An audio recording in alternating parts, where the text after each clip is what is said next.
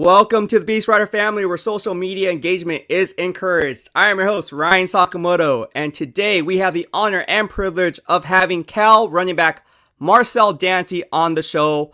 Marcel, thank you for hopping on the show on this Wednesday. How are you doing today, my man? Thank you for having me. I'm doing great today. I know we both had workouts before we hopped on. That's why we're doing a late stream. Um, Give some people some insight on exactly what you're doing to prepare for the 2022 NFL draft and what that draft process is like. Right now, I'm just really just focusing on my body so I stay healthy. And they say this is the longest month. So I'm just taking it day by day. And, letting it chips fall where they may. That's what's up, man. So when you worked out today, you did some core strength training, right? And then you did a double day. We were kind of joking about that. I don't know how you're able to do this live stream, by the way, because I'm tired. You must be exhausted. Um, how do you get yourself ready mentally to prepare for the unknown, right? You don't know what's going to happen from now until draft day, but how do you mentally prepare for that situation, knowing and preparing for the unknown where you really don't know what's going to happen once the draft rolls around? Yeah, growing up, I thought it would be a stressful time, but after all the years of work that I put in, I'm at peace with what I put out there, and I can only control the controllables, like you said. So I'm doing everything in my power possibly can, and I'm just gonna let it flow. All right, so let me get the stats. We're just going to spit some stats out and tell me if they're correct. 5'10", 205, is that which you were height weight at your pro day? They had me at 5'9", and then I had me at 198. Okay, 5'9", 198. You're a Laney College prospect turned Cal product. You had 102 carries for 646 rushing yards, a 6.3 yard average per pop, 5 touchdowns. You had 46 catches for 334 yards. That's an additional 7.3 yards per pop. I mean, anytime you touch the ball, you're a threat to take it and make it a house call. Don't take my word for it. We're going to put some highlights up of Marcel Dancy and what he brings to an NFL team. Aside from that, your off-field community service has been well documented. You're the two-time Ted Agu Award winner for community service at Cal. You're the 2019 All-State Good Works team. You made that roster. And then also you were a walk-on at Cal, right? You were a walk-on in 2020 and named the 2020 nominated for the best walk-on for the Brosworth Trophy nominee for Cal. So all these things factor not only in as who you are as a person, but obviously off the field as well. And I think that goes a long way because, to be honest with you, this is the first time that I came across a guy who does so much community service, and you did this from the get-go. Can you just tell me, before we put up some highlights, what that means to you, helping out the community? Yeah, whenever I'm out on the field, I'm with my young people because I want to give them the love and support that I had coming up because that's what helped me endure through any obstacles that and get me to this point. So I want to give that same love, mentor, big brother aspect. When I'm not working on myself, I'm helping them work on themselves. There you go. All right, we're going to put up some highlights, and I know people are going to be like, whoa, Niners need to draft this guy. But let's go ahead and put up some highlights here. All right, so this is you. Look at that. Look at that slow-mo.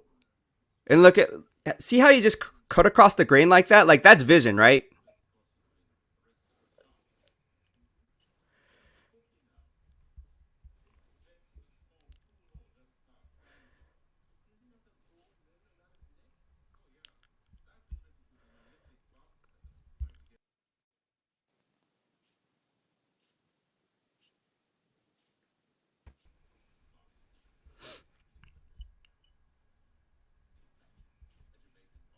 All right, so here's some other ones.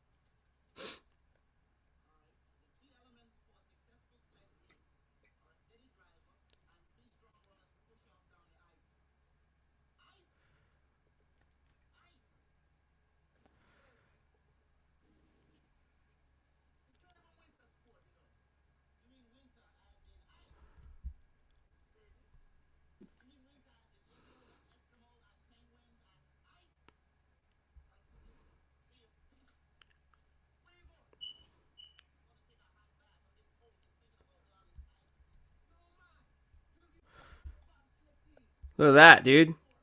Bring back memories. Yeah, definitely. We got more. We're gonna show more. That's not everything. We got more coming up of your highlights. There's a lot of them. Let's talk about exactly some of those highlights. The one thing that I saw, and it's funny because off the record, I worked with Frank Gore, covering him with the San Francisco 49ers when he was on the team. Now he's retiring. You know who Frank Gore is, obviously. But one thing that he always talked to me about, because I asked him, I said, hey, what's the one thing you look for when mentoring some of these younger backs? Because he was in later stages of his career, and he said, vision and patience to let the whole develop. And you know what's funny about that is the first conversation I had with you, I said, what's the single most important thing that you bring to the table? And you said vision. Like, literally said vision. And it gave me goosebumps. I was like, dude, it resonated like, oh, dang, that's what Frank Gore said. It wasn't, oh, I can do this or I can do that. It's just my vision. I can see things develop before they develop, which is very good because you're not scheme dependent. You can play in a zone blocking scheme. You can also play in a power-based run scheme because you, as a running back, you have to see the hole and let the hole develop. But more importantly than that, if there's no hole, you have to kind of create your own, right? You have to kind of create your own running lane. And if you look at those highlights, you go across the grain. Every coach will tell, don't go across, don't do that.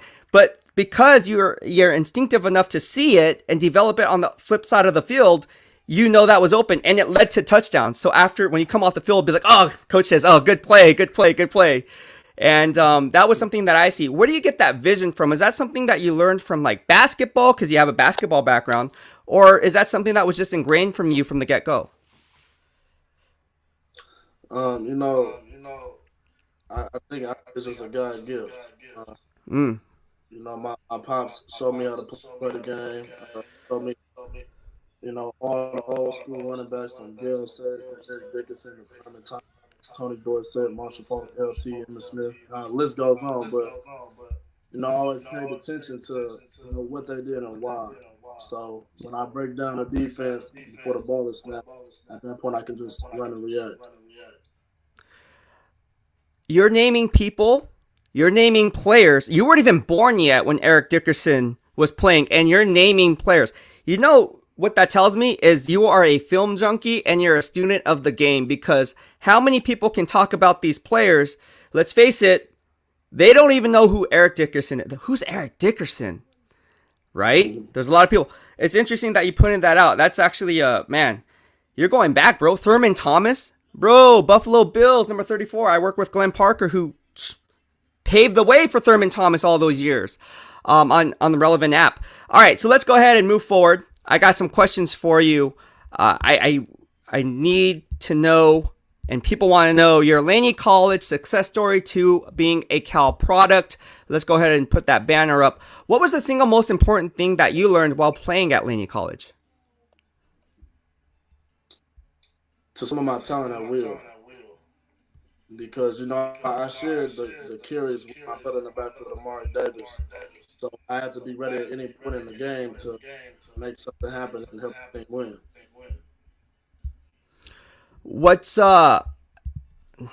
Okay, so with that being said, you have a basketball background, right? We talked about this. How has that helped you on the football field, and what competitive advantage does that give you that you have a basketball background?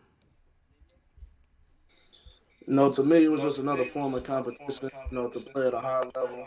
And I think the advantage it helped me get was hand-eye coordination, handling the football like I would a basketball, and my lateral quickness and elevation if I need. Yeah, because in basketball, people say height doesn't matter. Height matters, dude. I mean, I'm 5'5". I played high school, and it's really tough. I mean, you could jump out of the gym and have a 42-inch vertical, but and I know if I'm going up against you, who is even 5'9", just to break even with you, I have to get a half-second jump on you. And I think that says a lot, and I can see how that could translate on the football field. And your lateral agility, you talk about the separation, right? How to separate yourself from linebackers, running your routes, how you come off your stem, how you run your stem, how do you sell the route. It's kind of like in basketball. Did you play point guard back in high school, or did you? Okay, so you're like me. You know how to set the pick up, right? If someone's setting a back screen or whatever, you can sell it, right? And I think that has a lot to do with opening holes for offensive linemen, making it easier for them because a lot of times they don't know what you're doing behind them, but you can kind of sell the run how you see fit and then cut back. Is that true? Yeah, absolutely. Absolutely. There you go. There you go. All right, we have Marcel Dancy here for all you guys who don't know who he is. Cal product, 2022 NFL draft prospect. We're going to talk about some things here as far as the off-field, right? Like, we can talk about your on-field performance, which is excellent. Let's talk more about the off-field. So, you're very family-oriented. I did my background. How much love and support do you get from your quote-unquote village, as you like to call it? No, all the love I ever needed. They've been with me every step of the way. Um, Not just in sports, but in life, period. So I'm really blessed in that aspect of my life. Yeah. Um, that is a great. We got some questions here, bro. We got some questions for you. But anyways, we'll get to those questions. Hold off on those questions, guys. Okay. Second thing I want to talk about, right, is your strengths and your weaknesses, right? Every player has them. I don't like talking about my weaknesses, but I have to. What is your biggest asset that you can bring to a football team? No, I'm a football player, man. I just know how to play, do whatever it takes to help the team win, and I feel that's my biggest asset. There you go. That's a good answer. That's a great answer. All right. Now, with that being said, what's your biggest weakness that NFL scouts have told you that maybe you need to work on in order to succeed at the NFL level? As far as with scouts so far, I haven't heard anything that they told me specifically. Um, you know, I also don't think that I have a true weakness in my game, but I'm a perfectionist, so I always work at elevating my game and type anyway. So, I'm just gonna continue to do that, and regardless if they tell me or not, I know that I have something to work on. I can find every single day. There you go. There you go. This is Marcel Dancy, spitting fire. Okay, we're talking about scouts. Let's bring some insider information here. You are being scouted. No one else knows this. You're being scouted by the San Francisco 49ers, Green Bay Packers, and the Minnesota Vikings. That's 3 very good teams, and they all need running backs. Let's talk about the 49ers scout, Dom DeChico. All right, Dom DeChico. He is the one scouting you with the San Francisco 49ers. What has he said about your game that he likes? He just likes the way I move, how I get in and out of cuts, my explosiveness, and really just interactions we've had is just being good interactions, short, sweet, straight to the point, and just how I move and how I look.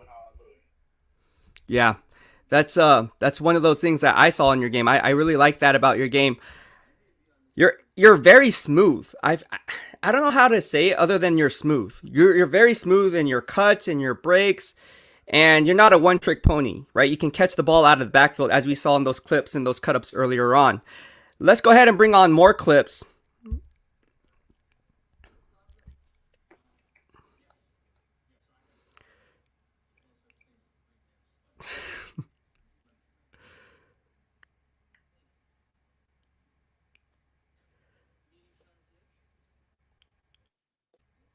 Look at that. Crazy. Wow.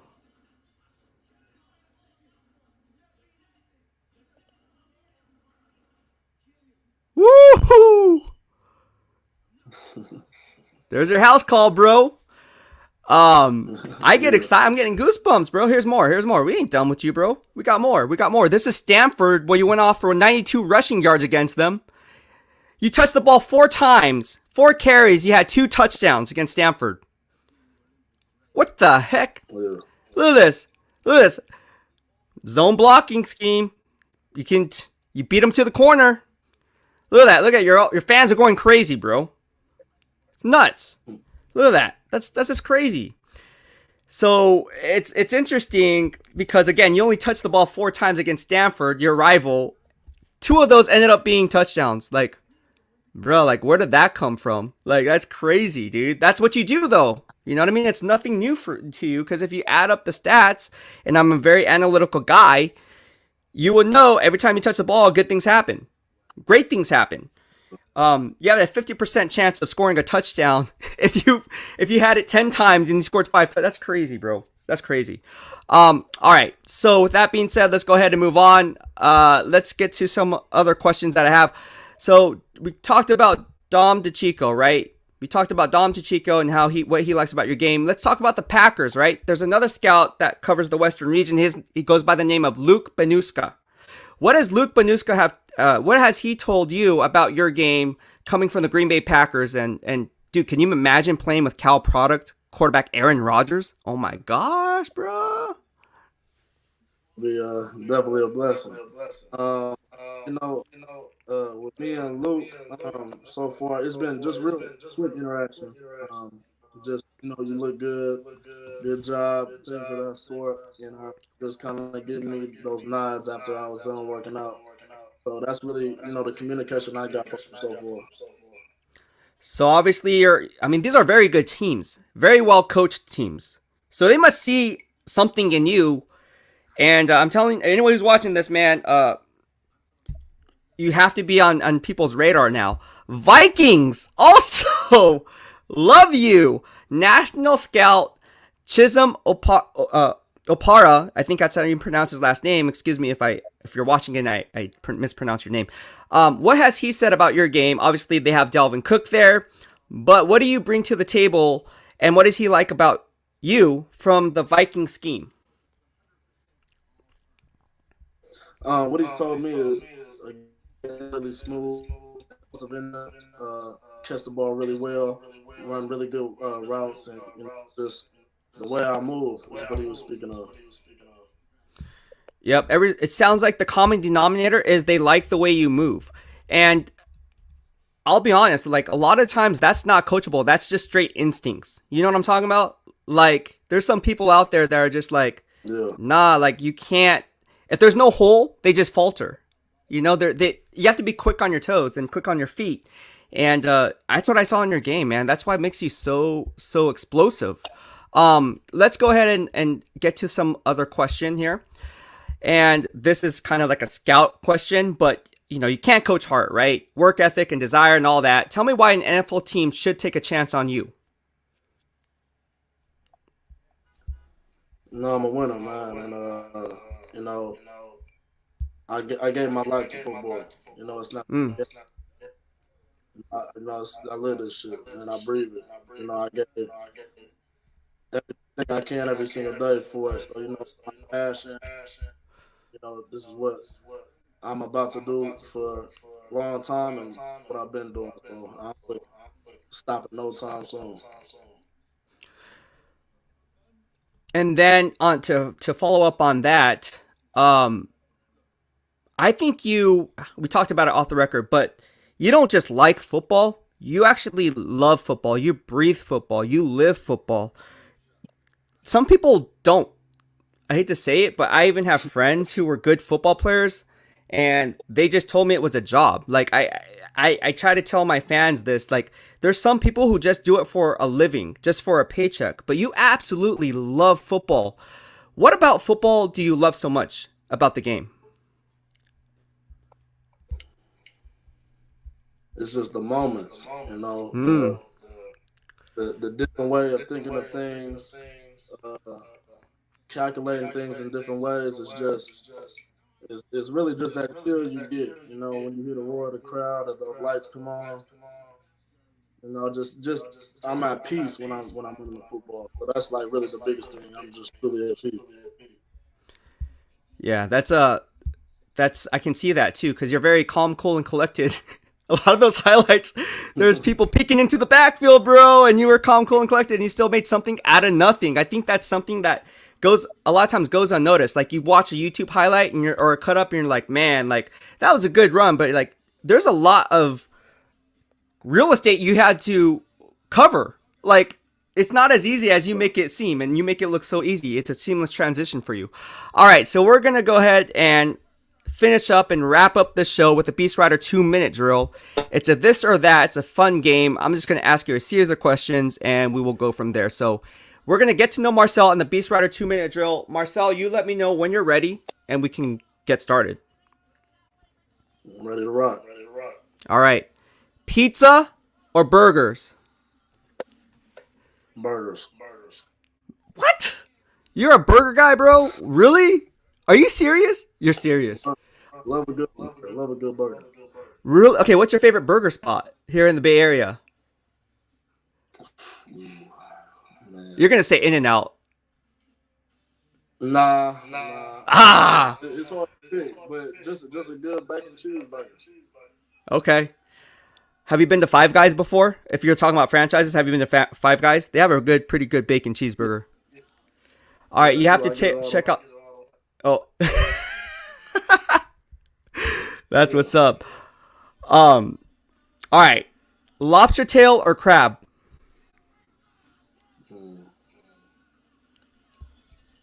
I have to go crab. Yeah. See, I'm a lobster tail guy. See, we are 0 for 2. We are not on the same wavelength right now, bro. I like them both. All right. Facts. All right, dogs or cats? Dogs. All right, we got that. Do you have a dog? I had one. I love dogs. Okay. What kind of dogs? What was the dog that you had? It was a red-nosed pit bull. Ooh. Okay. True story. I want a blue-nosed pit bull, but a red-nosed pit bull. I love pit bulls, bro. They're good dogs. They get a bad rep, and I think it's all how you raise them. It's like I don't know. That's just me. Right. Exactly. All right. Pancakes or waffles? Pancakes. Okay. Dang. I'm a waffle guy. Let me guess. You like pancakes? All right. Okay. You know why I say waffles? I love chicken and waffles. Chicken and waffles, bro. You cannot beat chicken and waffles. When I went to Roscoe's down south, I was like, man, nothing's gonna beat Roscoe's chicken and waffles. And so every time I order pancakes or waffles, I always prefer waffles if that's on the menu. All right, Netflix or Disney Plus? That's a good one. Disney Plus got a lot of selection. You go Netflix? Yeah, I go Netflix. Okay. Disney Plus is good too, man. Disney Plus is good too. They're both, it's a hard one. That is a hard one. That's probably the hardest one when everyone hops on, because Disney Plus is on the come up, bro. Like, they don't play, man. Disney Plus has some good stuff. Did you know that they even have some ESPN Plus stuff now on Disney Plus? Like, the documentaries, the 30 for 30, that's now on it's now on Disney Plus, the ESPN 30 for 30, that they now transitioned that. I saw it. I was like, that's cool, because they have a package with Hulu or something like that. So it's pretty cool. Yeah. Disney Plus been bringing in a lot of new stuff. Yeah, bro, it's dope. It's dope. And people laugh at me because it's all Disney for kids. I'm like, nah, man, it's actually for like grown-ups. Oh, yeah, bro. All right, Apple or Android? Apple. Yeah, we got one, bro. We got two. We got dogs and Apple. All right, yeah. Steve Jobs. He would love to hear that. My mom graduated with Steve Wozniak, who's also the co-founder of Apple, at Homestead High School here in the Bay Area. So I have to be Apple. Okay, let's move on. Tom Brady or Joe Montana? Man. No, I'm a historian of the game, so I love Joe Montana growing up. Okay. I'm not betting against Tom, any situation. So I say Tom Brady. Yeah, I say Tom Brady too. We're hot. We're hitting it. I say Tom Brady too, man. I say Tom Brady too. But it's hard to compare. My good friend Randy Cross obviously blocked for Joe Montana all those years, and he brings up a good point. It's a different era, because back then you can take someone's head off and not be penalized for it. Nowadays you can't even breathe on the quarterback, and otherwise you'll get penalized. So it's almost like it's a different era. So I can see how you can't really compare the two. But then if we are talking rings and we are talking, stats, it's hard to argue against Tom Brady. It really is. And I'm a huge 49er fan at heart, but I have to say Tom Brady. Here's another one, man. This is a tough one. Marshawn Lynch or Frank Gore? Yeah. I gotta pick both, man. I can't pick. That's a good answer. Marcel. Yeah, it's really tough. It really is tough. Both players hard to argue against one or the other. But yeah, that's a tough one. I don't think I could choose. That's why I asked the question. Cause Yeah. When it comes to running backs, man, that's a tough. Yeah, absolutely. Well, Marcel, thank you so much for hopping on the show and taking time out of your busy schedule. I know you're a busy guy. You got to get back to work. What's on your schedule like from now leading up to the draft? Do you have any more interactions with some NFL teams? Do they want you to work out? Like, what are you doing to prepare for the upcoming draft from here on out? Well, right now I'm getting ready for 49ers Pro Day April 13th, and then awaiting any calls from any teams for workouts or visits up until that point, and then just wait on that call come draft day. I'm taking it a day at a time, and I'm enjoying the process. Well, I hope at the 49ers local pro day, someone interviews you. We all get a chance as beat writers to provide a list to the PR and say, hey, we want to interview XYZ player. I hope you get interviewed by somebody over there if they're watching. Please interview my boy Marcel Dancy. He is on the come up. He is someone really no one is talking about. And that's why I brought it to the forefront. Well, there's people talking about you, obviously, but the Vikings, Packers, Niners, among other teams, obviously. But I'm really hopeful that you'll make an NFL roster, which is why I have you on, because I do my legwork. I watch film. I watch film, and like I said, man, you have a lot of talent, and all it takes is one team to take a chance on you, and I think they'll be very glad that they did. So, Marcel, thank you so much for hopping on the show, and I wish you the best of luck. Man, I truly appreciate your time. It was a great interview. All right, playa. I'll talk to you soon, all right? All right, that was Marcel Dancy, my guy. And thank you so much for all the comments here. I had a lot of fun. This was a lot of fun. And all I got to say about this was it was fire. Now, we got some questions here. I wanted to hold off on some questions. A guy called Ed said he likes HBO Max. HBO Max is dope. I know I should have had that on there, but I didn't. But HBO Max is definitely one. In fact, that's all I watched on Netflix. Yeah, you watch HBO Max on Netflix. No, I watch Paramount Plus because I got to get my Inside the NFL on Paramount Plus. You guys know what I'm talking about. My favorite NFL show of all time by JB, Phil Simms, Brandon Marshall, Julian Edelman. It's my favorite show. But no, Paramount Plus, HBO Max is good. I like HBO Max because of Game of Thrones. How can you not like Game of Thrones? Like, Game of Thrones is legit. And I don't care what anyone says. People say, oh, it's a knockoff of Lord of the Rings. No, it's not. I like them both. Maybe that'll be another 2-minute drill. Lord of the Rings or Game of Thrones. That would be a good one, right? That'd be a good one. But yeah, thank you so much. And I'm going to go ahead and stick to this because right now, let's get the banner down. If you guys want to hop on the show, please feel free to do so. You guys can do that here. And again, that was Marcel Dancy. I'm just going to put up the link here and you guys can feel free to go ahead and hop on the show. It's a live call-in stream. And like I said, man, this was a lot of fun for everyone. We got some comments here. Let me get to some of your comments. I know I have these tabs up. We have Twitter coming up. We have Instagram DMs. We have all sorts of Facebook, obviously the Facebook pages, which always go crazy. What's Up G says, great stuff. Thank you so much, What's Up G. If you guys don't know who What's Up G is, everyone knows who What's Up G is. Hey, you guys don't know who What's Up G is by now if you watch the BWF religiously. He's always on here because he's one of my moderators. And he's a good guy. And we became good friends here through YouTube. Literally through YouTube. This is how I met What's Up G. And he's been a huge supporter since day one. And been over my house. He's been in here in my house, literally.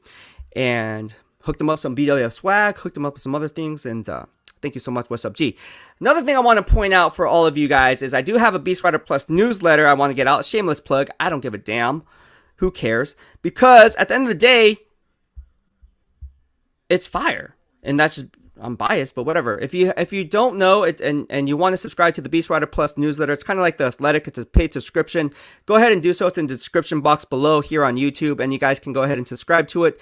Otherwise, it's on BEASTwriterNFL.com. Just go to BEASTwriterNFL.com. It's on all my social media outlets. In fact, I think it's up there on my YouTube channel as well as on Twitter. So if you guys follow me on either one of those platforms, it'll be up there posted for you, so you guys can go ahead and follow me there. And if you like the work, like the channel, please feel free to also send me a super chat or super sticker like my man John Jay did earlier today. Thank you so much, John Jay. Very much appreciated for that super chat and super sticker during the live stream. All right, so we're gonna go ahead and talk about a lot of things. Let me just put up the StreamYard link here, and you guys can go ahead and talk about that. All right, so with that being said, there's a lot of questions here on Twitter that people want answered, right? So when I hop on Twitter, I get DMs all the time, and whether it be regarding fitness, whether it be regarding the NFL draft, whether it be regarding your favorite football team. And so I was saving a lot of these questions for this specific live stream. And I do that because I want to hit as many people as I can, because, you know, I cover everything. Izzy, who's on Twitter and is coming to me for her personal training gain, says she can't wait for it, and she watched it, and yeah, it was a good stream. It was a good stream. I thought so, but that's just me being biased. All right, so we have some questions here. Obviously, we got some DMs here. Let's start with Twitter. People want to know about Derek Stingley, right? He ran a 4.37 40-yard dash. A 4.37 40-yard dash from Derek Stingley, if I'm not mistaken. That was his LSU Pro Day time. And the thing about with Pro Day times, and on film, I graded every single game of Derek Stingley dating back to 2019. And when you look at Derek Stingley and what he brings to the table, I talked about it earlier on Twitter, is you have a guy who has all-pro ceiling, like an all-pro ceiling, right? Like the ceiling's really high, but then when you turn on the game film, he kind of has mental lapses in zone coverage. I see mainly a press cover corner, and if you just tell him to just key in on one guy, he can be a true lockdown corner. But if you ask him to drop back in zone coverage, we kind of see some games where he's kind of like, whoa, what was that all about? In fact, I'm not sure if I can put this up there. Let me try to go ahead and see if I can kind of share some video footage of that so you guys can kind of see what I'm talking about. There's a lot of stuff that we can talk. I mean, there's a lot of film that I have, a lot of cut-ups that I've been doing. And let's see if we can go ahead and put up some Derek Stingley film work of the all 22 as I run my BWF game grades. There's a lot. All right, so here we go. Let me just see if I can add this into this little StreamYard thing here. All right, here's Derek Stingley, right? He's on the top, right? And this is the strictly quarters coverage, it looks like, right? And he just leaves that wide receiver open. What happened was he was so concentrated on covering the flat that running back, that the wide receiver there just kind of ran fuga behind him. And you want to be the deepest deep, and what happened there is you didn't see the deepest deep because he was focused on the running back coming out of the flat, and that left him wide open, neglecting his zone coverage from the numbers to the boundary. And so when you look at that, you're kind of like, whoa, like that's kind of like easy coverage. What happened there, right? What happened there? All right, here's another one. Let me just remove that, and we can put up some new stuff up there. But yeah, there's a lot to talk about, guys.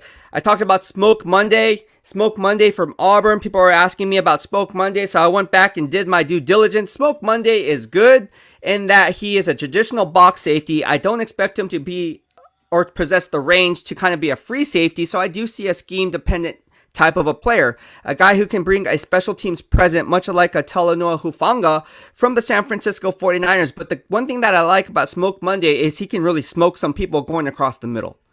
And when you look at what he brings a powerful punch. I do like Smoke Monday in that he is a traditional box safety, but if you ask him to drop back in coverage, he doesn't have the fluidity or the hips in coverage to drop back consistently. And honestly, if I was a quarterback, I'd be looking at that matchup all day long. And like I said, everybody has their weaknesses and strengths, and that's one of the weaknesses in Smoke Monday's game based on my BWF grades.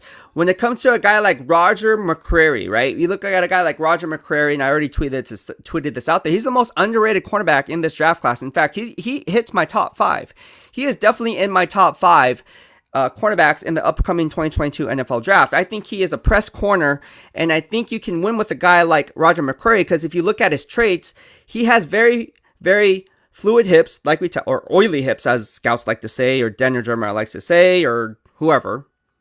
You can go back and talk about Mike Mayock during his time, oily hips, fluid hips. He has a strong cadence in his back pedal, and you want to see how these boundary cornerbacks match up, whether they're playing off zone coverage or press man coverage or whatever the case may be, right? No matter what type of coverage, if they're playing off or in press, or if it's zone, or if it's man to man, you want to see how they kind of handle their business from the top down, right? Do they stay square at the line of scrimmage? Do they have a strong cadence in their back pedal? Do they have fluid hips? Do they not open their hips up too early? But then again, I always talk about the traits, right? Because you don't know what these players are being taught in certain situations. We talk about Alabama and the rules of engagement that they have under Coach Nick Saban, right? Carl Scott talked about the rules of engagement, right? When he was there. So there's different rules of engagement that every college coach has that from a scouting perspective, I think you need to be more mindful of the traits and see if that converts. And with Roger McCreary, I see a really, really good, strong boundary cornerback who will probably get some love in the slot because he's smaller on the diminutive yet shifty side. But I like Roger McCreary. I think he has some fight with him to be a boundary cornerback. I think his best fit maybe initially would be in the slot because I do like his physique. And don't let his size fool you. Don't let his height fool you because for anyone to say this guy is small, nah, man. Like he has a physique of like a 6-foot boundary cornerback. And if you look at his frame, there's a reason why he had a shirt on. I mean, the guy is built from top down. In fact, if I was to put a body fat percentage on it, and again, if you guys follow me on BWF, we talk about fitness gains as well. I can do the eye test and know how much body fat he has in the wide range, right? So if you look at his body fat, I'm seeing his ab wall come out. We call it a strong muscle belly. That's what the physique term is used. And if you look at that muscle belly, just him in a standstill, right, in a resting position, he has less than 9% body fat on his frame. And that is good for the eye test, right? Eye candy, but I want to see what he does on film, right? I don't care how he runs in shorts. I don't care how he looks. I mean, we can go back and look at Sean Oakman. You guys remember who Sean Oakman is? Yeah. All right. So I really don't care how a guy looks. I want to see how he does on film. And Roger McCreary has similar skill sets that I like about his game that I think is going to translate. He'd be a good fit for, like, even though the Seattle Seahawks are a cover 3 scheme, I mean, you can kind of teach certain traits and that can be coached up. If a guy doesn't have speed, he doesn't have speed. Like Smoke Monday, he just doesn't have the second gear that I would like to see. Darian Kendrick, right, from Georgia, graded very well in the last 2 years, being from Clemson and then Georgia. I graded the last 2 years of Darian Kendrick, graded very highly, right? 7.2 and 7.5 respectively. But then again, he was on a stacked roster. But okay, then peel back another layer of the onion to get to the core. Okay, when he's matched up, when the ball arrives, how is he playing and using his fundamentals? Is he fundamentally sound? Does he squeeze the wide receiver to the boundary? Does he do the little things pre to post snap that make you warrant, like, hey man, this guy gets it? Right? And if you're going against receivers in the slot, how does he play that guy in the slot? Obviously, he's going to be a little bit smarter because he's going to know where his help is and so forth. So I like Darian Kendrick, but again, the off-field behavior that, why he get kicked off Clemson, that's going to raise some questions, right? That's going to raise some red flags. He had a gun charge and that was expunged, right? But, these are things that kind of raise some eyebrows. Like, okay, maybe we have to do some legwork on him. And then again, when you turn on the film, although he graded really well in my BWF grading system, he does get beat on double moves. And I think you see that in certain games. And when I jot down these notes, I question whether or not he can stay stride for stride on the hip of the receiver downfield if he bites on this double moves, right? A guy who bites on double moves a lot is Marcus Peters, right? From the Baltimore Ravens. I liked him, right? Coming out of college, I liked him. I thought the Niners were going to draft him at number 15, but they took Eric Armstead. But hey, whatever. He goes rogue sometimes, Marcus Peters. and it's a risk versus reward type of a game. With Darian Kendrick, I don't think he has a luxury of going rogue because I don't think he has that second gear that Marcus Peters has. So I don't know. That's just my opinion. That's just my opinion, guys. So we had some questions there on the boundary quarterbacks. Let's get some questions in regards to my thoughts on Jermaine Johnson. My man JP asked me for my thoughts on Jermaine Johnson. I think Jermaine Johnson is not a one-trick pony. I think he can rush the passer. I think that's his forte, but I like his ability, and again, we look at the traits, to convert speed to power to being an edge setter, right? And sometimes his outside shoulder gets covered up in those outside zone runs, and maybe he gets swallowed up by those bigger offensive tackles because he is 254. But you look at the traits that he has, and you say, I can work with that. He's not scheme dependent. He can play in a 3-4 base as a 3-4 outside linebacker and a 2-point stance, or you can shrink him down to a 4-3 defensive end and a 3-point stance. And you can never have enough good pass rushers in the NFL. And when you look at Jermaine Johnson, what he brings to the table, I really like his game. I do. I see him in the top 15. In any given draft, he'd be a top 25, 30 prospect in my grading system. And so I think that's where he's going to get drafted. I think he's going to be drafted a little bit higher than that because I think this edge class, although it's deep, I don't think it's very top heavy in terms of having a generational talent. In fact, I don't think there's any generational talent in this year's draft class. There's no one like a Nick Bosa, or there's no one like a Chase Young, right, in previous drafts. So when you look at that, ironically, the Ohio State University, but when you look at that, you look at similar skill sets and say, hey, look, man, like Jermaine Johnson, he has the traits that we look for. I think he's going to do wonders for an NFL team. Now, it is interesting that the New Orleans Saints, right? You all talk about that trade that they made, right? With the Philadelphia Eagles and getting a first-round pick and so forth. But I had in my mock draft, I didn't release it. I'm going to release it on the BEASTwriter Plus newsletter, which I should put up here. And I'll go ahead and do that right now. If you guys want to subscribe to the BEASTwriter Plus newsletter, please be sure to do so you stay up to date on all things Beast in real time. But let me just put it up there for you. And you get the first 7 days is free. It's on the house. After that, obviously, it's a paid subscription, but at least you get to see the first 7 days, and you get to see what I have to say. So if you want to subscribe to the BEASTwriter Plus newsletter, a lot of you have already done that and continue to do that. So mahalo for each and every one of you. I get the notifications. I get the emails.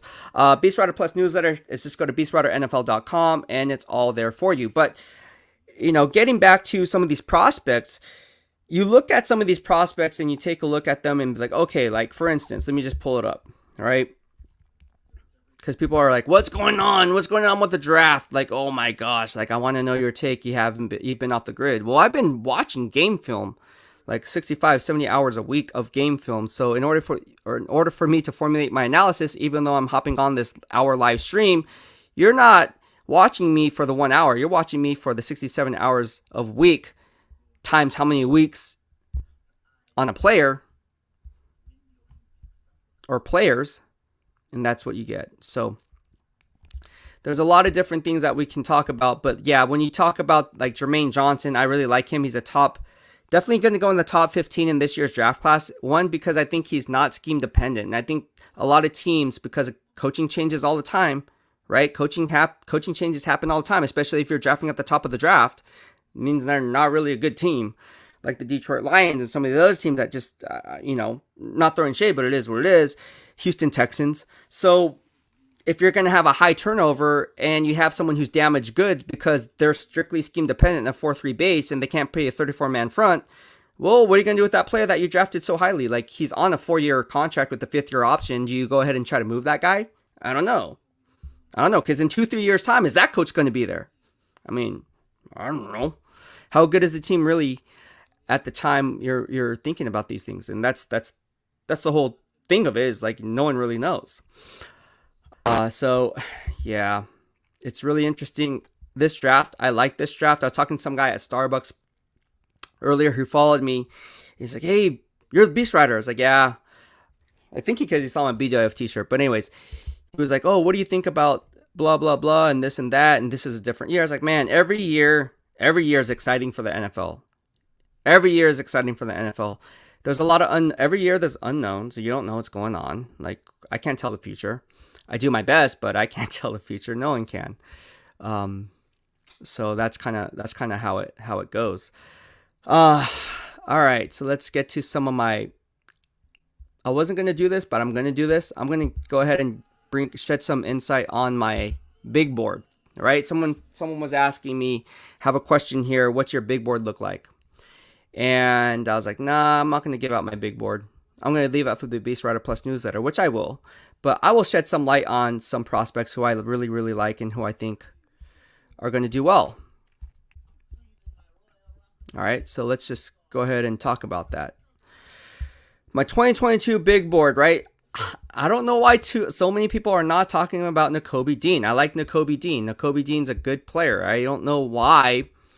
In fact, he's my Defensive Player of the Year candidate, Nakobe Dean. I like Nakobe Dean. He's my number one ranked player on my big board for defensive players. Great every single snap of him.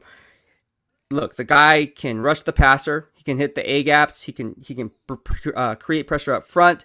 He plays sideline to sideline, has a nonstop motor, very smart, gets his players in position. And I see a 4. Honestly, let me look at the notes. I already tweeted this out, but if I pull up the game grades on Nakobe Dean,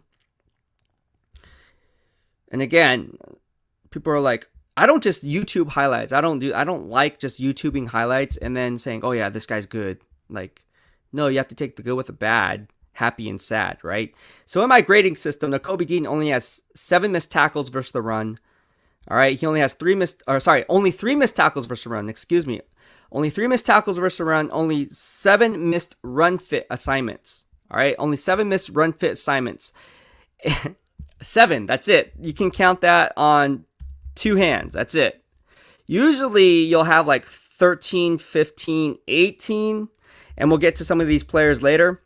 Like for instance, like Jermaine Johnson is good, but he has a lot of run fit assignments and outside contain, right? 7 missed run fit assignments is basically nothing. You see the guy, he can make tackles for loss. He has 11.5 tackle wins in my grading system.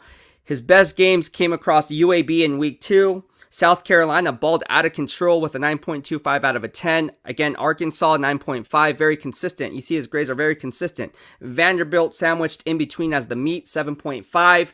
You have the Auburn game. We talked about Smoke Monday, Roger McCray. Obviously, I grade the other flip side of the field as well. And you have him graded out, Nakobe Dean that is, as an 8.5. Kentucky gets a 9.75. Against Florida, got an 8.25 out of a 10. Against Tennessee, 8.5. Charleston Southern got an 8.5. Against Alabama in the SEC championship game, Nakobe Dean graded out with a 9.5. And in the college football playoff, the semifinal, he graded with a 7.5. So he graded out totally with an 8.6 out of a 10. To me, I see a Pro Bowl level type of a player. All right.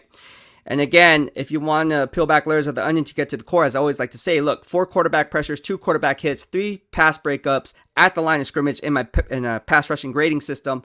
The guy is a beast. He's a beast. 3.5 sacks for minus 34 yards of hidden yardage. I mean, the guy, you can't beat that. You can't beat that. In fact, you want to talk about not being a one-trick pony, being a 3-down player. Look at him and how he is in the pass-happy NFL, and how does that translate? Well, he was covered. He was dropping back in coverage. 20 times he was targeted, only 10 of those being completed for 20 yards. All right. So 10 of 20 for 20 yards. That's pretty damn good, right? And in that, he has a pick 6. He has 2 interceptions, 1 PBU for a quarterback passer rating of 16.7. So holla at your boy. Nakobe Dean is the real deal. Nakobe Dean, if you're watching, man, I'm telling you, man, you're the real deal. You're the real deal. We got my man John Jay in here. John Jay, how you doing? You're muted. I'm doing good. What's going on with you? Nothing much, just making videos on my channel. That's what's up. What's on your mind? So I want to ask you something that I think every 49er fan, I think he wants to know is that free agency has already passed, and a lot of people are like arguing on social media. Oh, why is Jimmy G still on the contract? So I want to get your thoughts on that, because like everyone has their own opinion about that. About Jimmy G's contract situation and why he wasn't moved? I mean, we can all make speculations, right? And to be truthfully honest, that's one of those things where it's been reported that John Lynch was... How do I say this? There was 2 second-round draft picks on the table, and that was reported by a national guy in the national media, right? That was reported, right? Right? if I'm not mistaken. If I'm not mistaken, that was reported. And then John Lynch comes back and says, no, there's no offer on the table because of the shoulder. I'm not so sure. My gut feeling, and again, this is just an intuition. This is not some insider information that I'm hearing or whatever. This is just my gut feeling on this. All right. I think John Lynch thought he could get more than what Jimmy Garoppolo was actually worth. I think he tried to get a first round pick, and everyone's like, nah, man, he's not worth a first round pick. And that's not throwing shit at Jimmy Garoppolo, right? I like Jimmy Garoppolo. But at the end of the day, it's like, nah, man, you're not going to get a first round pick. Like, even in a depleted quarterback draft class with so many unknowns and with the quarterback carousel transitioning into what it is now in hindsight, from real time to hindsight, as I always like to say, at what point do you say, hey, man, let's just cut our losses and just get what we can for him, right? Because what the perceived value that you may have in your own head is not the face value or the market value that other teams have. So, like, for instance, you may have, to put it in layman terms, like, let's say you have a signed baseball, right, by somebody, right? And that's sentimental value to you. Right, so it's priceless. You wouldn't trade it. But what if, but let's say you have another baseball, and it's not, the face value of it is, I don't know, $250. Well, just because it's $250 doesn't mean you're going to get $250 in return just because you paid for $250. Just because you paid $250. So, to me, again, it's a gut feeling. I think that John Lynch thought he could get more than what other teams were willing to give up. And it's plain and simple as that. That's just my opinion. That's not facts. That's not anything. That's just my opinion on it. Aside from the shoulder surgery, everyone knew about it. When the whole Tennessee Titans game and that he was dealing with it and so forth, and that he had off-season surgery, I mean, that could have played a role in teams deteriorating from taking a risk on him, because obviously he'll have to pass the physical and so forth, right? But is that really enough to move off your spot from moving Jimmy Garoppolo? Because the Trey Lance era has started, right? ESPN just reported it, was it today or yesterday, that it started. So it started, and so what are you going to do with Jimmy Garoppolo? You're going to hold on to him for another year, and if Trey Lance struggles for some reason, then you insert Jimmy Garoppolo, and let's say he does well, right? Let's say he does well. Then it creates a toxic room dynamic again that I talked about before Trey Lance was drafted, because I said whatever quarterback comes in, whether it be Trey Lance or Justin Fields, it's going to create a toxic locker room dynamic. Talked about it. It's not news here in the BWF. It's old news. And here we are a year later, and the same thing might happen. Just the reverse, where Trey Lance can come in and he may struggle. Not saying he is, right? Not saying he is. But there's also the possibility, right? Because he is essentially going into this year as a rookie, right? He didn't play much last year. So it's really interesting to see how that dynamic plays out, because at the end of the day, the veterans want Jimmy Garoppolo as their starting quarterback. And it's not up to me. It's not up to you. It's not up to the players. It's up to the coach, Kyle Shanahan. What do you want to do? And John Lynch, what do you want to do from a management perspective? Because at the end of the day, the quarterback market is dried up in terms of trade value. You have Malik Willis coming up. You have Kenny Pickett coming up, right? You have all these quarterbacks coming up. Sam Howell, for crying out loud.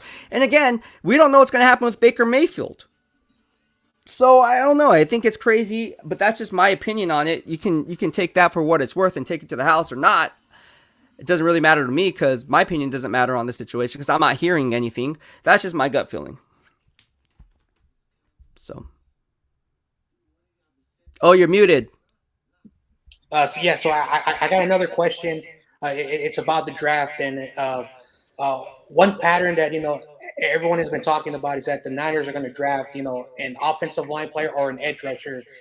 Do you believe that the Niners always do the same thing, or do you think they might surprise the fans? I know they don't do the same thing. The narratives that are being pushed is, oh, it has to be this position. No, it doesn't. It doesn't have to be any position. The way the Niners run things is they do it, again, you can't formulate a mock. I see all these mock drafts in the second round. It's like, I kind of laugh at it internally, because it's like, how can you say that player's going to be available when you don't even know what's going to happen in the first 60 picks, right? And then they talk about that player. Well, it's like, he may be a second round talent, but let me tell you, there's a lot of GMs, and you got to know their tendencies in the scouting department. There's a lot of teams ahead of them. And in order to formulate an accurate mock draft, you have to know what other teams in front are doing. And so when I look at some of these players, like, oh, it's going to be an offensive tackle because we need an offensive tackle, or it's going to be an edge rusher because we need an edge rusher. Well, let me tell you something. If there's a cornerback sitting there like a Roger McCreary in the second round at number 61 and he decides to fall because teams pass on him because, one, the game film is inconsistent, but two, he's a little bit on the shorter side, being listed at what, 5'11" or whatever the case may be, 5'10" and 3/4 or whatever it was. Do you really think that the 49ers will pass up on a guy like Roger McCreary, who they believe, and a lot of people will believe, I'm not saying they do, but a lot of teams believe he can even slide in that nickel from day one and be like an Asante Samuel type of a presence, because you don't have K'Wan Williams there. He went to the Denver Broncos. Do you diminish the need and the value of the pick by reaching for a need rather than going BPA?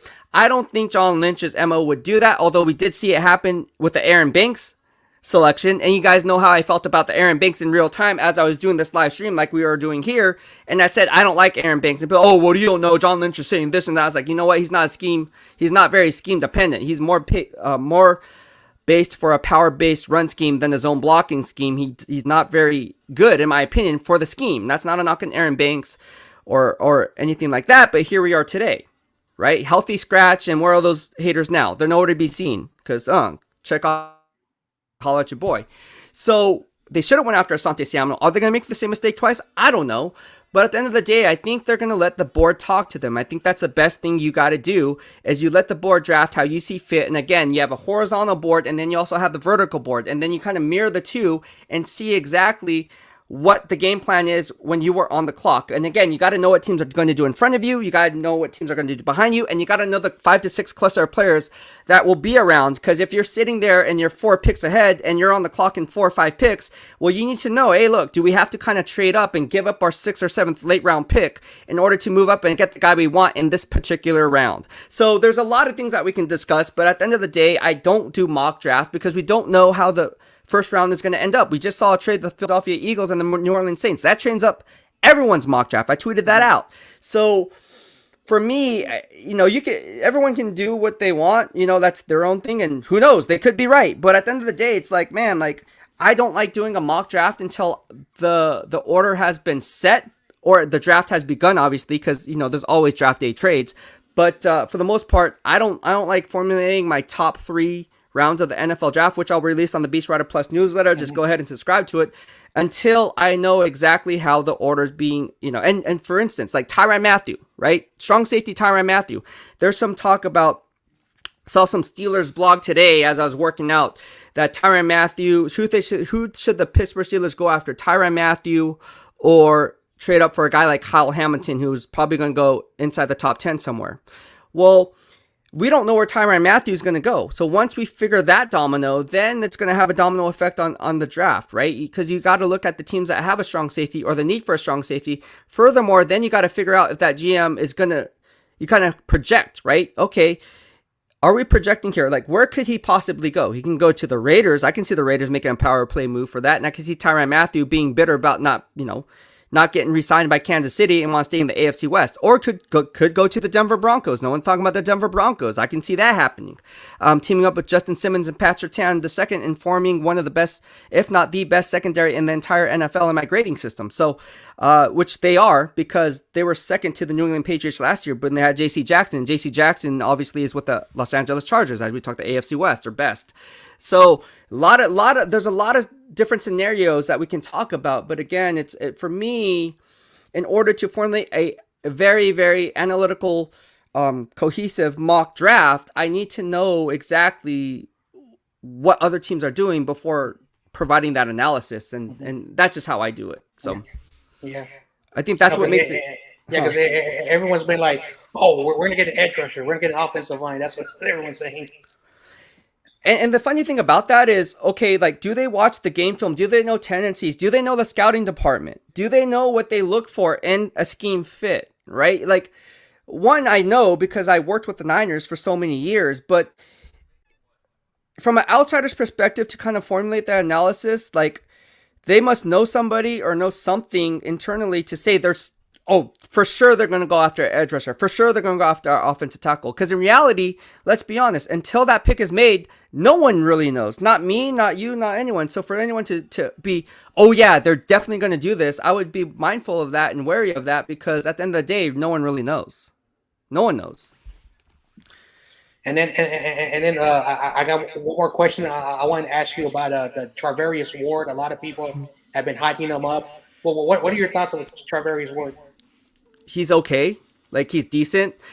The only reason why 49er faithful hype him up is because he's on the 49ers. Let's be honest. Half the people and half the faithful to the Bay didn't even know who Charvarius Ward was.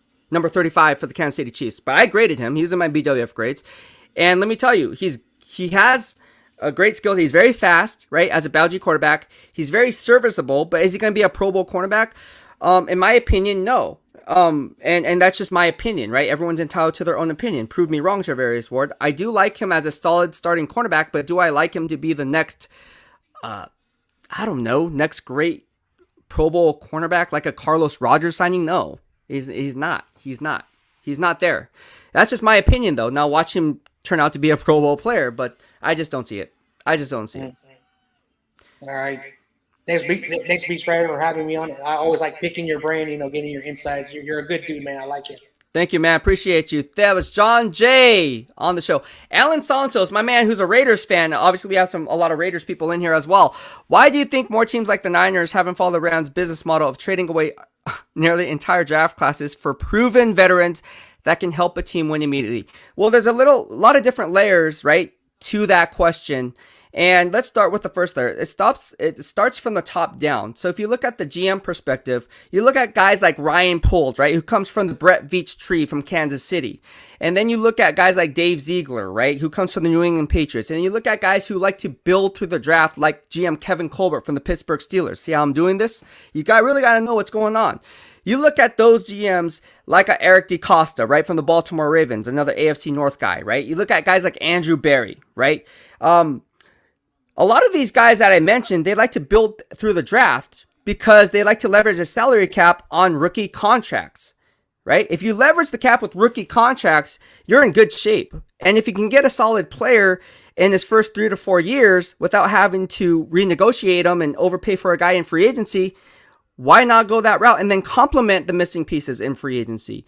And that's what teams are doing. That's what good GMs do. I'm always a firm believer in building through the draft and not really going into free agency to get an aging player. Look, gone are the days in 1994, 1995 where the Dallas Cowboys, or let's say the San Francisco 49ers, in their last Super Bowl run, in their quest for 5, no longer can you just sign players outright. You can't sign Deion Sanders for $1.2 million to come to San Francisco on a 1-year deal, right? Rental deal. You can't sign a guy like Ricky Jackson from the New Orleans Saints. You can't sign a guy like, who else was there during that time? And then Gary Plummer, right? You can't just go after a guy like Ken Norton Jr. You can't just go after a guy like Tim McDonald from the Phoenix Cardinals at the time, the strong safety. You can't just go out and get these guys and think Bart Oates, right? Another offensive lineman from the New York Giants. The 49ers have a long history and a strong history of getting New York Giants veterans and signing them to big contracts. You go down the list and you can say, hey, well, remember Scott Gregg, the offensive tackle? Oh, let's double down on those games with the offensive guard who ended up being a Pro Bowl under the Mooch days in Ron Stone, or Stoney as they like to call him. So there's a bit, you can go down the list, but there's a salary cap. There's a thing called a salary cap. And although the blueprint has been set for going after players and having a super team like you see in the NBA, I like, and maybe I'm old school, I like building through the draft. I always had that mindset. You build through the draft, you retain your homegrown talent, DeForest Buckner, and then you go from there. So that's how I see it. And if you look at how the mock drafts are being ran around the table, a lot of them, I just disagree with. I strongly disagree with, right? But again, I think that's why more teams like the 49ers, GM John Lynch, he would rather build through the draft and complement the missing pieces in free agency. That's just my take on that. Now, once in a while, he can make a big splash and go after a guy like D Ford.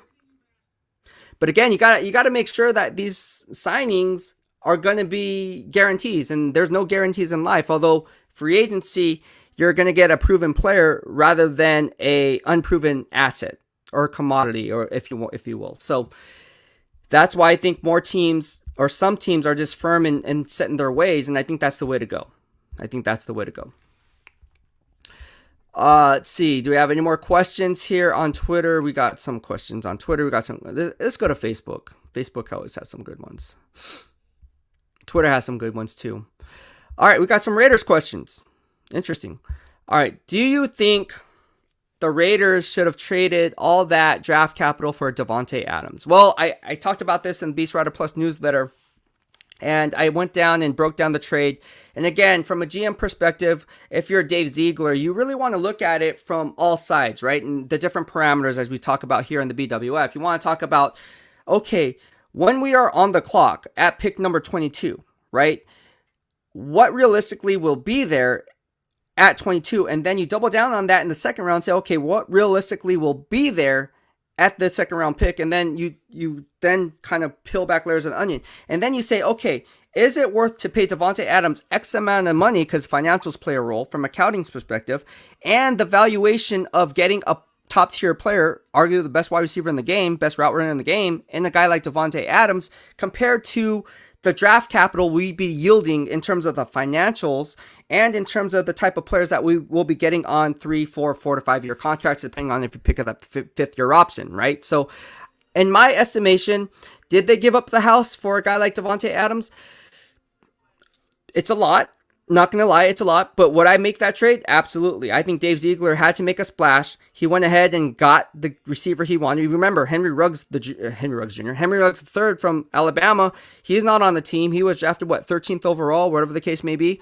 And so they needed a guy to kind of pair with Hunter Renfrow for the long term, and a guy who can take away the seams and leave the seams open for a guy like tight end Darren Waller. And I think that will do wonders for both those guys in fantasy. I think those guys are going to shine in fantasy simply because Davante Adams is going to command a strong presence in the 2x1 or whatever the case may be. So hopefully that answers your question. I like the move. I like that move. All right, so JP Edward Didio says, thanks for the info, Bido. I'll watch when I get to the house. Yeah, a lot of you guys are at work, working late. JP had a question. He's the guy that asked me on Instagram regarding my man JP. He's an Arizona Cardinals fan. Asked me about Jermaine Johnson. I like Jermaine Johnson. I liked him better than, honestly, Zaven Collins, which I told you the Cardinals were going to be drafting Zaven Collins. They did. But this year it's going to be interesting to see what the Arizona Cardinals do. Does Kyler Murray even want to play for them? That was pretty interesting, crazy stuff going on there. All right, so I think that's going to wrap it up for this live stream. I'm going to go ahead and, again, post all my thoughts on paper and then put it up here on another live stream in the coming weeks. But also, please subscribe to my BEASTwriter Plus newsletter and subscribe to the YouTube channel in the lower right-hand corner to stay up to date on all things Beast in real time. Thank you so much for tuning in to this live stream on this happy Wednesday. I hope you guys had a lot of fun. I hope you guys learned something. And I'm very, very blessed to have Marcel Dancy here on the show. And best of luck to Marcel Dancy and his rise into the NFL. Thank you so much for tuning in. Have a good day. BEASTwriter out.